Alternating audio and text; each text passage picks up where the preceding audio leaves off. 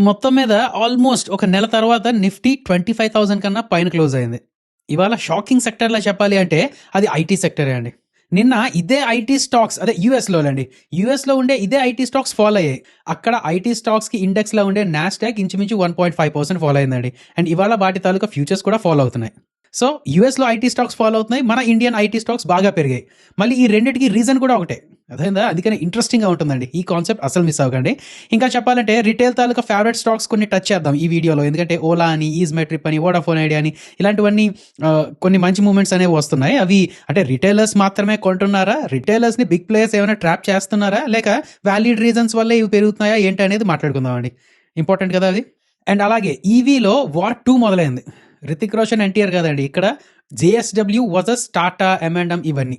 JSW EV సెక్టర్‌లోకి already enter అయింది. But ఇప్పుడు గ్రాండ్‌గా ఎక్స్‌పాండ్ అయ్యే ప్లాన్‌లో ఉన్నది. అవి కూడా మాట్లాడుకుందాం. ఓకే కదా!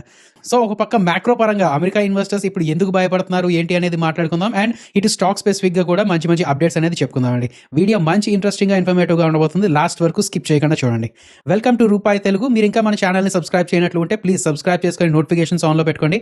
అలాగే ఆ లైక్ అని, షేర్ అని, కామెంట్స్ అని చేస్తూ ఉండండి please.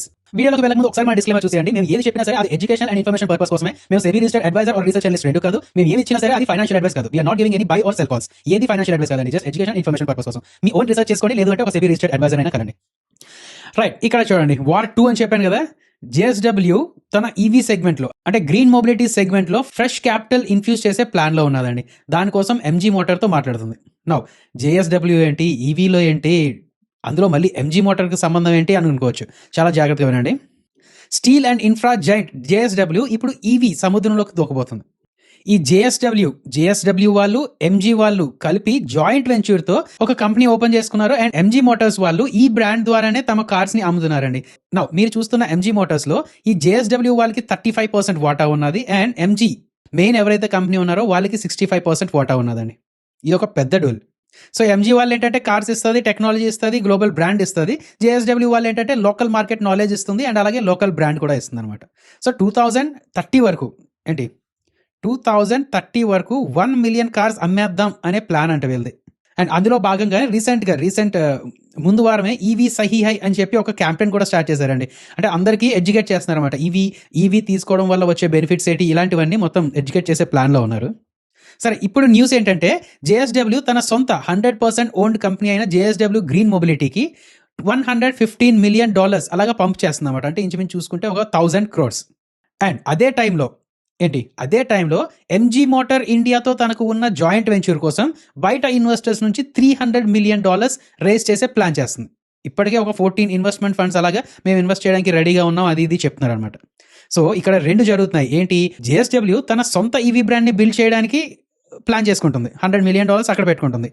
And JSW and MG తాలూకా జాయింట్ వెంచర్తో ఉన్న ఎంజీ బ్రాండ్ని కూడా ఇంకా పెంచడానికి $300 మిలియన్ కూడా పెడుతుందండి. సో డబుల్ ధమాకా, 2 ఫ్రంట్ స్ట్రాటజీ అంటారు మరి దీన్ని. ఇప్పటివరకు ఏం చేసింది జేఎస్‌డబ్ల్యూ ఎంజీతో కలిపి అంటే ఈ ఈవీ సెగ్మెంట్ ఎలా ఉంటుందో ఏంటో అని చెప్పడానికి మన భాషలో చెప్పాలంటే నీళ్ళు ఎలాగ ఉన్నాయో చూడడానికి మొత్తం మనం దూకేం కదా లోపలికి. ముందు ఒక కాల్ పెడతాం. ఆ కాల్లో కూడా 2-3 వేలు పెట్టి ఒకసారి చూస్తాం అన్నమాట టెంపరేచర్ ఎలా ఉంది ఏంటని. అంతా బాగుంటే అప్పుడు 2 కాళ్ళు కలిపి పెడతాం కదా. ఇప్పుడు జేఎస్‌డబ్ల్యూ ఆ 2 కాళ్ళు కలిపి పెడుతున్నట్టే అండి. సో మీరేమనుకుంటున్నారండి? వీళ్ళ తాలూకా పార్ట్నర్షిప్ అండ్ ఎంజీ తాలూకా కార్స్ టాటా మోటార్స్కి అండ్ అలాగే మహేంద్ర అండ్ మహేంద్రకి ఇలాంటి వాటికి కాంపిటీషన్ రాగలదు అనుకుంటున్నారా లేదనుకుంటున్నారా? కింద కామెంట్స్లో పెట్టండి. నౌ ఐటీ స్టాక్స్ కోసం మాట్లాడుకుంటే నిన్న చెప్పాం కదండి యూఎస్ తాలూకా ఐటీ స్టాక్స్ బాగా ఫాలో అయ్యాయి. అండ్ ఇవాళ మన ఇండియన్ ఐటీ స్టాక్స్ కొంచెం పెరిగాయండి. అండ్ రీజన్ అయితే ఒకటే, సేమ్ జాక్సన్ హోల్ మీటింగ్.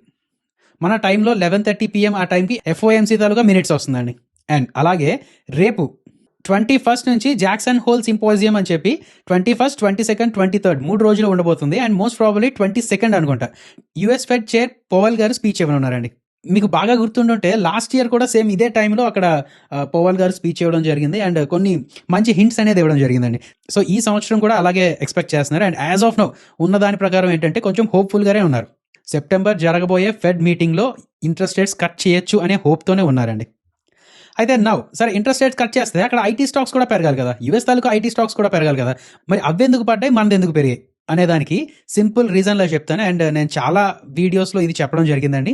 ఎప్పుడైనా ఏదైనా అప్డేట్ మీరు చూస్తున్నప్పుడు ఆ అప్డేట్ తాలూకా ఇంపాక్ట్ ఆ సెక్టర్ పైనైనా, స్టాక్ పైనైనా, మార్కెట్ పైనైనా ఎలా ఉండబోతుంది అనే అనాలిసిస్‌లో ఆ stock or else sector or else market taluka price action కూడా చూడాలి. అప్పటి వరకు ప్రైస్ ఏం చేసుకుంటూ వస్తుంది. ఇప్పటివరకు ఏం జరుగుతుంది? మన ఇండియన్ ఐటీ స్టాక్స్ బాగా బీట్ అండ్ డౌన్ అయ్యాయి. బాగా ఫాలో అవుకుంటూ వస్తున్నాయి. అక్కడ యూఎస్‌లో ఐటీ స్టాక్స్ బాగా పెరుక్కుంటూ వస్తున్నాయి. అంతేనా? యూఎస్ ప్రకారం చూస్తే ఎన్విడియా అని, మెటా అని ఇలాంటి స్టాక్స్‌లో ఒకటి ఏఐ హైప్ కూడా ఎక్కువ ఉన్న స్టాక్స్ అవి.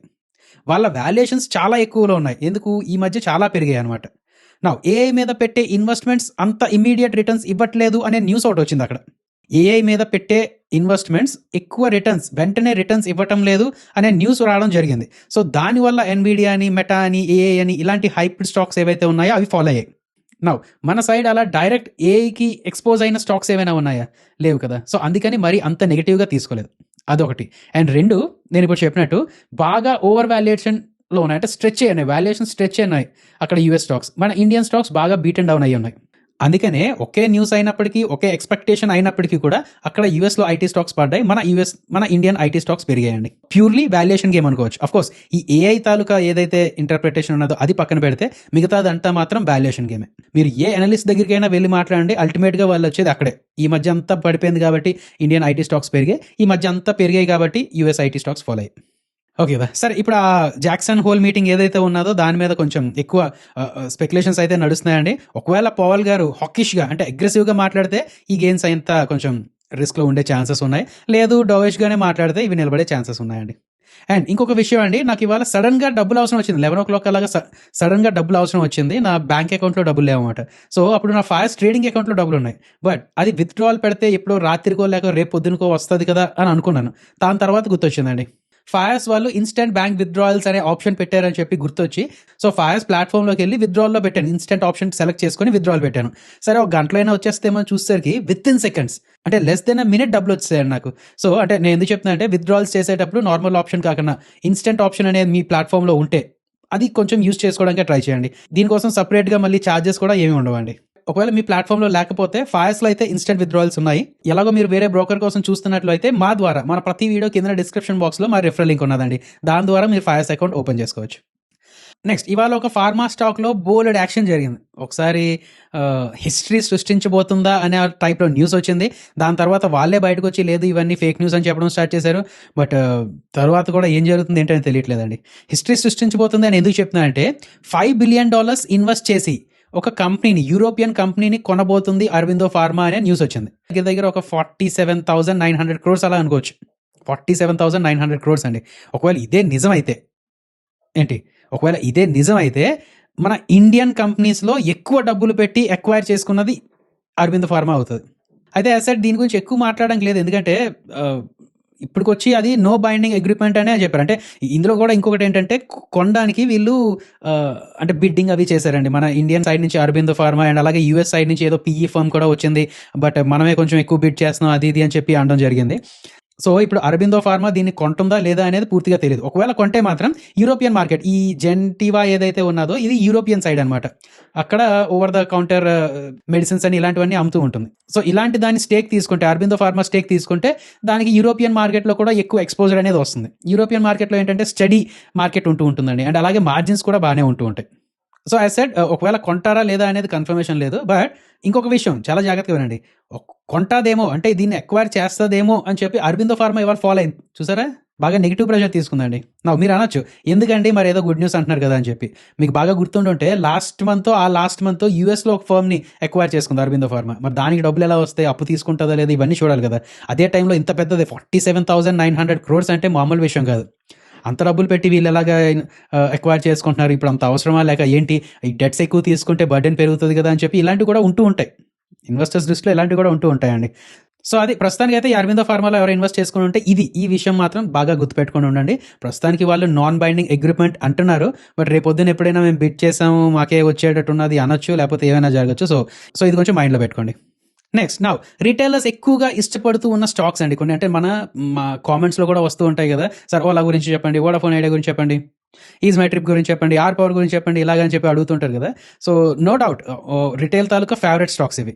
సో వీటి కోసం ఒక్కొక్కటిగా అనాలిసిస్ చేద్దామండి. క్విక్గా అనాలిసిస్ చేసుకుంటూ వెళ్ళిపోదాం. అది నిజంగా హైప్ వల్లే పెరుగుతున్నాయా లేక ఏమైనా బ్యాకింగ్ ఏమైనా ఉన్నదా అనేది చూద్దాం. ఫస్ట్ ఓలా కోసం మాట్లాడుకుంటే ఇవాళ దీని తాలూకా ట్రేడింగ్ వాల్యూమ్ 100 crores దాటిందండి. అంటే తెగ ఎగబడి కొనేస్తున్నారన్నమాట జనాలు. దీని తాలూకా రీజన్‌లో చెప్పాలంటే నిన్న ఒక బ్లాక్ డీల్ జరిగిందండి. పెద్ద మొత్తంలో బిగ్ ఇన్వెస్టర్స్ పెద్ద క్వాంటిటీలో షేర్స్‌ని కొన్నారు.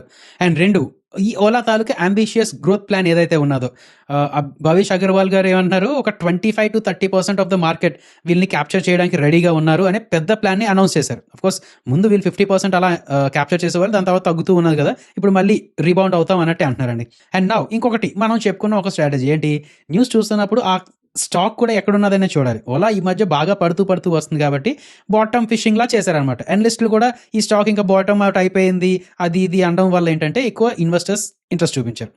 సో నేనంటుంది ఏంటంటే ఈ ఓలా తాలూకా ర్యాలీ వెనక కేవలం హైపే కాదు, బట్ స్ట్రాటజిక్ అనౌన్స్మెంట్స్ అని, ఇన్స్టిట్యూషనల్ తాలూకా ఇంట్రెస్ట్ అని, బ్లాక్ డీల్స్ అని, అండ్ అలాగే అనలిస్టుల తాలూకా కాన్ఫిడెన్స్ అని ఇవన్నీ కలిసి ఉన్నాయి. అండ్ స్ట్రాంగ్ మొమెంటంతో పైకి వెళ్తుంది. 100 crore వాల్యూమ్ కూడా ఇవాళ ట్రేడ్ అయింది కాబట్టి ఇంతవరకు బాగానే వెళ్తుందన్నమాట. అంటే ఒక నేరేటివ్ వెనక వెళ్తుంది. బట్ తర్వాత ఒకవేళ నేరేటివ్ మారితే మళ్ళీ ఇబ్బంది అవుతుంది. నేరేటివ్ మారడం అంటే ఏంటి, ఇప్పుడు ఫర్ ఎగ్జాంపుల్ ఇప్పటి వరకు ఏంటి ప్రీమియం అంటే హై ఫ్యూచర్ బైక్స్ ఏవైతే ఉన్నాయో అవి ఫేమస్గా ఉండేది ముందు. బట్ ఇప్పుడు ప్రీమియం బైక్స్కి సేల్స్ కొంచెం తగ్గిపోతున్నాయి అనమాట. ఇప్పుడంతా మాస్ మార్కెట్ అంటే తక్కువ ప్రైస్ తాలూకా మోడల్స్కి ఎక్కువ ఇంట్రెస్ట్ చూపిస్తూ ఉన్నారు. సో కన్జ్యూమర్ తాలూకా ప్రిఫరెన్సెస్ మారుతున్నాయి. అలాగే ప్రైసింగ్ ప్రెషర్ వస్తుందండి. కాంపిటీటర్స్ నుంచి ప్రైసింగ్ తగ్గించే ప్రెషర్ అయితే వస్తుంది. ముందేంటంటే ఓలా ఒక్కటే స్ట్రాంగ్ ప్లేయర్, బట్ వీళ్ళు ఇప్పుడు ప్రైస్ని డిక్టేట్ చేసే స్టేజ్లో లేరు. ఐతర్ అని, టీవీఎస్ అని, బజాజ్ అని ఇలాంటి పెద్ద పెద్ద ప్లేయర్స్ చాలా మంది ఉన్నారండి. సో వీళ్ళు అయితే 2 చేయాలి. ఒకటి మార్జిన్స్ ప్రొటెక్ట్ చేసుకోవాలి, లేదు అంటే 2 మార్కెట్ షేర్ ప్రొటెక్ట్ చేసుకోవాలి. 2 చేయడం అంటే కష్టం అండి. సరే ఎనీవేస్ మన టాపిక్ కోసం వస్తే ఓలా ఒక హైప్ వల్ల, సింపుల్ హైప్ వల్ల ఏం పెరగట్లేదు. రీజన్స్, వ్యాలిడ్ రీజన్స్ ఉన్నాయి. బట్ అది ఎంతవరకు సస్టైన్ అవుతాయి ఏంటి అనేది చూస్తూ ఉండాలి. నెక్స్ట్ ఇంకా వోడాఫోన్ ఐడియా కోసం మాట్లాడుకుంటే ఇది కూడా ఈ మధ్య పెరుగుతుంది. కానీ ఇక్కడ మనం జాగ్రత్తగా గమనించాల్సింది ఏంటంటే డబ్బులు ఎలా రైజ్ చేద్దాం అనే ప్లాన్లో వోడాఫోన్ ఐడియా ఉన్నది. లోన్ టాక్స్ అని, గవర్నమెంట్ తాలూకా రిలీఫ్ హోప్స్ అని ఇలాంటివి ఎక్కువ అవుతూ ఉన్నాయన్నమాట. అయితే లోపల డబ్బులు ఎలా వస్తాయి అనే దానికి స్పెక్యులేషన్స్, లేదంటే డబ్బులు బయటకు వెళ్లకుండా ఎలా కాపాడతారు అనే స్పెక్యులేషన్స్ ఇలాంటివే చేసుకుంటూ ఉన్నారు. అండ్ ఆఫ్ కోర్స్ రీసెంట్గా వోడాఫోన్ ఐడియా తన రిజల్ట్స్ డిక్లేర్ చేయడం జరిగింది. ప్రాఫిట్స్ అలాంటివి అంటే లాసెస్ తగ్గాయి అండ్ కొంచెం రెవెన్యూస్ కొంచెం పెరిగాయి, ఇవన్నీ ఓకే. బట్ నేను అంటుంది ఏంటంటే ఈ వోడాఫోన్ ఐడియాలో మార్కెట్ సెంటిమెంట్తో పాటు వచ్చిన ఒక స్పెక్యులేటివ్ బౌన్స్ అనుకోవచ్చు. సో ఇది బీట్ అండ్ డౌన్ స్టాకే కాబట్టి, రిటైల్ ఇంట్రెస్ట్ ఎక్కువగా ఉన్నది కాబట్టి కొంచెం జాగ్రత్తగా ఉంటూ ఉండండి. పెద్ద ప్లేయర్స్ ఎవరైనా సరే వాళ్ళు ఇందులో ఇంట్రెస్ట్ చూపిస్తున్నా సరే ఒక స్పెక్యులేటివ్ మైండ్తోనే ఇంట్రెస్ట్ చూపించి ఉండే ఛాన్సెస్ ఉంటాయి. నెక్స్ట్ ఇంకా ఈజ్ మై ట్రిప్ చూసుకుంటే దీని ఫండమెంటల్ న్యూస్ కన్నా టెక్నికల్ ఇండికేటర్స్ మీద ఎక్కువ నడుస్తున్నట్టున్నాయండి. ఈ మధ్య ఎనలిస్టులు కూడా కొంచెం కవరేజ్ అనేది ఒకటి స్టార్ట్ చేశారు దీని మీద. అండ్ ఇంకొకటి ఏంటంటే ఈజ్ మై ట్రిప్ ఏదో విధంగా న్యూస్లో నడుస్తూనే ఉన్నదనమాట. నిన్న కూడా చూస్తే ఒక 3 వేరే వాటిని అక్వైర్ చేసుకునే ప్లాన్లో ఉన్నది అని చెప్తున్నారు. ఇవాళ చూస్తే దీని తాలూకా రిటెన్షన్ అండ్ గ్రోత్, ఇంకా ఇక్కడ ఆన్లైన్ ప్రెసెన్స్ ఎక్కువ ఉండేటట్టు వేరే వాళ్ళతో ఏదో టైప్ అయ్యామని చెప్పి వచ్చింది. సో ఎక్కువగా న్యూస్లో వస్తుంది అనమాట. సో రిటైలర్స్ ఎక్కువగా చూస్తూ ఉన్నారు, అలా రిటైలర్స్ ఇంట్రెస్ట్ పెంచుకుంటూ ఉన్నారు. యాజ్ సెడ్ ఫండమెంటల్స్లో న్యూస్లో ఉంటున్నా సరే టెక్నికల్స్ మీద ఎక్కువ నడుస్తున్నట్టు అనిపిస్తుంది నాకైతే. అండ్ రిలయన్స్ పవర్ కోసం మాట్లాడుకుంటే పెరుగుతుంది పడుతుంది, కానీ దీన్ని చూస్తే అంటే నేను ఎప్పుడో చెప్పాను కదండి, దీని వైపు చూసి ఎక్సైట్ అవ్వాల్సిన అవసరం లేదు. కొంచెం దూరంగా ఉండడమే మంచిది. ఎందుకంటే దీనికి కారణం ఫర్ ఎగ్జాంపుల్ ఈడీ క్వశ్చనింగ్ అని, లోన్ ఫ్రాడ్ ఎలిగేషన్స్ అని ఇలాంటి సీరియస్ ఇష్యూస్ పడుతున్నాయి దీని మీద. సో ఒకవేళ ఇది పెరుగుతుందంటే మేబీ ఒక స్పెక్యులేషన్ ఏంటంటే లేదు ఆ కేసెస్ రాకపోవచ్చు, లేదంటే వచ్చిన దీని ఫ్యూచర్ ప్రాబ్లం లేకపోవచ్చు అనే ఏమో పెరిగే ఛాన్సెస్ ఉన్నాయి. లేదు అంటే ఇంతలా పడిన తర్వాత, ఇక్కడ వరకు పడిన తర్వాత షార్ట్ కవరింగ్ అని, ఓవర్ సోల్డ్ బౌన్స్ అని ఇలాంటివి వచ్చే ఛాన్సెస్ ఉన్నాయండి. బట్ పాజిటివ్ ఫండమెంటల్ చేంజ్ అయితే ఇలాంటి వాటిలో ఏమీ రావు. అట్లీస్ట్ ఈ దగ్గరలో అయితే ఏమీ రావన్నమాట. సో ఒకవేళ మీరు లాంగ్ టర్మ్ కోసం చూస్తున్నట్టున్నా, ఫండమెంటల్గా చూస్తున్నట్టు ఉన్నా సరే ఇలాంటి స్టాక్స్కి దూరంగా ఉండండి. రిలయన్స్ పవర్ లిమిటెడ్ లాంటి స్టాక్స్కి కొంచెం దూరంగా ఉంటూ ఉండండి. ప్యూర్ స్పెక్యులేషన్ మీద నడుస్తున్న స్టాక్స్ టైప్ ఇవి. రైట్, ఇంకొన్ని స్టాక్స్ గురించి మాట్లాడుకుంటే హెచ్ఏఎల్లో ఒక బంపర్ ఆర్డర్ వచ్చిందండి. 62,000 crores తాలూకా ఆర్డర్. అండ్ దేని తాలూకా ఆర్డర్స్ అనే దానికి వేరేగా మాట్లాడవసరం లేదు మనం. అదే తేజాస్ ఫైటర్ జెట్ ఉన్నది కదా, దానికే అండి. ఇప్పటి వరకు వీళ్ళకి ఏంటండి ఒక 83 జెట్స్ ఎన్నో 36,400 crore తాలూకా ఆర్డర్ వచ్చింది కదా, దానికి యాడ్ ఆన్ ఇది 97 అడిషనల్ జెట్స్ అండ్ దీని తాలూకా ఆర్డర్ 62,000 crores. సో హెచ్ఏఎల్కి ఇప్పుడు దగ్గర 1 lakh crore తాలూకా ఆర్డర్ బుక్ ఉన్నట్టే అండి. ఈ జెట్స్లోనే కేవలం తేజాస్ జెట్స్ నుంచే ఈ ఆర్డర్ బుక్ 1 lakh crore దగ్గరికి వచ్చేసినట్టే కదా. ఇది చాలా పెద్ద నెంబర్. దీనికోసం కొంచెం మాట్లాడుకుందాం అండి. అంటే బుల్ కేస్గా, బేర్ కేస్గా మాట్లాడుకుంటే కొంచెం పాజిటివ్స్ పరంగా మాట్లాడుకోవాలంటే మ్యాసివ్ ఆర్డర్ బుక్ 2 అనలిస్టుల తాలూకా కవరేజ్ బాగానే ఉన్నది. అయితే బేర్ కేస్లో మాట్లాడుకోవాలంటే biggest risk is execution. 1,00,000 crore order book ఉన్నది, బాగుంది, బట్ చేసేది ఎవరు? కంప్లీట్ చేయగలరా లేదా? ఎందుకంటే పాస్ట్లో డెలివరీస్ డిలేస్ అయ్యాయని మనం చాలా విషయాల్లో చెప్పుకున్నాం. ఇంజిన్ ప్రాబ్లం అని, అది ఇది అని చెప్పి వీళ్ళకి జీఈ ఇంజిన్ సప్లైలో డిలే వచ్చింది అని చెప్పి February 2024 తాలూకా డెడ్ లైన్ మిస్ చేసింది హెచ్ఏఎల్, గుర్తుందా లేదా? అండ్ ఇప్పుడు అంటే నేను అక్కడ ఇక్కడ చూసిన దాని ప్రకారం ఏంటంటే హెచ్ఏఎల్ ఇప్పటికైతే ఒక 6 ఎయిర్ క్రాఫ్ట్స్ని అలా అసెంబుల్ చేసిందంట. అండ్ నెక్స్ట్ ఫైనాన్షియల్ ఇయర్లో ఒక 12 జెట్స్ని అలా డెలివర్ చేసే ప్లాన్ పెట్టుకుంటుంది, టార్గెట్ పెట్టుకుంటుంది. బట్ ఈ టార్గెట్ని మీట్ అవ్వగలదా లేదా అనేది క్రూషియల్ అనమాట. సో హెచ్ఏఎల్ గురించి మాట్లాడితే 2 పక్కలు మాట్లాడాలండి. ఒకటి, ఆర్డర్ విజిబిలిటీ బాగున్నది, ఆర్డర్ బుక్ బాగుంది. 2, అంత ఆర్డర్ వీళ్ళు ఎగ్జిక్యూట్ చేయగలరా? ఈ రెండింటి కోసమే చూస్తూ ఉండాలి. కాబట్టి వీళ్ళు ఎలా డెలివర్ చేస్తున్నారు, ఒకవేళ వీళ్ళ కస్టమర్స్ ఎక్కువ కాల్ చేస్తున్నారా లేదా, వీళ్ళకి రావాల్సిన సప్లైస్ వస్తున్నాయా లేదా అనేది చూసుకుంటూ ఉండాలి. ఎవ్రీ క్వార్టర్లీ రిపోర్ట్ చూస్తూ ఉండాలి. హెచ్ఏఎల్ అదేనా లేదా? సో ఇదండి ఈ వీడియో. ఇంకా ఈ వీకెండ్ పరంగా మాట్లాడుకోవాలంటే నాలెడ్జ్ వీడియో పరంగా ఐపీఓస్ గురించి మాట్లాడదాం అనుకుంటున్నాను అండి. అంటే ఒకే రోజు ఎక్కువ ఐపీఓస్ ఓపెన్ అవుతూ ఉంటే వాటిలో ఏ ఐపీఓ సెలెక్ట్ చేసుకోవాలి, మీరు ఎలాంటి కండిషన్స్ చూసుకుంటూ ఉండాలి అనేది ఒకటి. అండ్ అలాట్మెంట్ ఛాన్సెస్ ఎక్కువ రావాలంటే ఎలా అప్లై చేయాలి ఏంటి అనేది. సో ఇలాంటి ఐపీఓ రిలేటెడ్గా నాలెడ్జ్ వీడియో ఒకటి ప్లాన్ చేస్తాం. అండ్ దాని తర్వాత నెక్స్ట్ వీక్ ఒక ఐపీఓ, ప్రస్తుతానికైతే ఒకే ఐపీఓ ఉన్నది, విక్రాన్ ఇంజనీరింగ్ ఏదో ఉన్నట్టుంది, దానికోసం ఒక వీడియో చేస్తాం. అండ్ అలాగే ఫైర్స్ కోసం కూడా కొంతమంది అడుగుతున్నారు అనమాట. ఫైర్స్లో ఉండే అడ్వాంటేజెస్ ఏంటి, స్పెషల్ టూల్స్ ఏంటి, న్యూ టూల్స్ ఏంటి, ఇలాంటివన్నీ అడుగుతున్నారు. సో ఇలాంటివన్నీ శుక్రవారం, శనివారం, ఆదివారం ఇలాగ కవర్ చేసుకునే ప్లాన్లో ఉన్నాం.